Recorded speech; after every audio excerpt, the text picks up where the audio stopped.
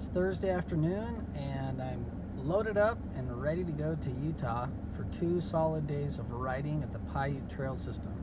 So I've got to get from here to there. It's supposed to be a 7-hour drive. Luckily I'm driving a nice GMC pickup. I've got everything loaded up here. Clothes for going to church on Sunday. All the gear and the most important part, the Kawasaki. Looking forward to this trip.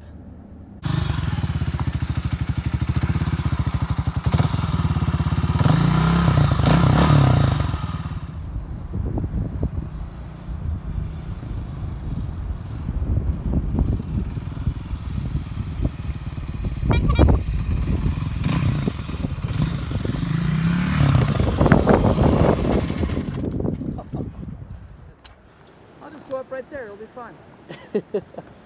Oh boy. That's a reminder that I'm a newbie.